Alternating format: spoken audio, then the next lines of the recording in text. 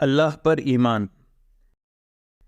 اسلام کا سب سے پہلا رکن توحید ہے، یعنی اللہ ایک ہے، اس کا کوئی شریک نہیں، وہی مخلوق کو رزق دیتا ہے، وہی مصیبت کو دور کرتا ہے، اس کا کوئی مددگار نہیں، وہ بے نیاز ہے، وہ کسی کا محتاج نہیں،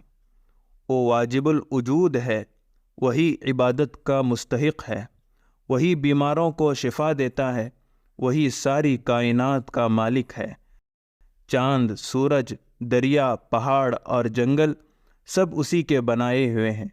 اور سب اسی کے حکم سے چلتے ہیں۔ اس کی مشیت کے بغیر دنیا کی کوئی چیز حتیٰ کہ درخت کا پتا بھی حرکت نہیں کر سکتا۔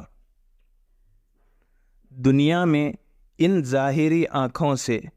اللہ تعالیٰ کو نہ کسی نے دیکھا ہے اور نہ کوئی دیکھ سکتا ہے، البتہ خواب میں اللہ تعالیٰ کی رؤیت ہو سکتی ہے۔ جنت میں ایمان والوں کو اللہ تعالیٰ کا دیدار نصیب ہوگا اور یہ جنتی کے لیے سب سے بڑی نعمت ہوگی۔ حضرت عبداللہ بن عباس رضی اللہ تعالیٰ عنہ سے روایت ہے کہ میں ایک دن رسول اللہ صلی اللہ علیہ وسلم کے پیچھے تھا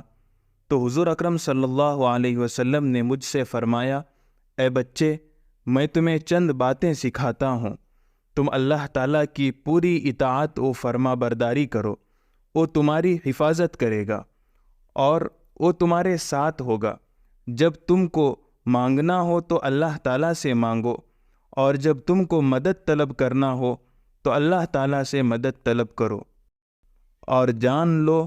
کہ اگر تمام مخلوقات مل کر تمہیں ذرہ برابر بھی نفع پہنچانا چاہیں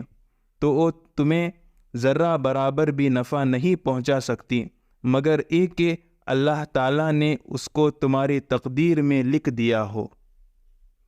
اور اگر وہ تمہیں کچھ بھی نقصان پہنچانا چاہیں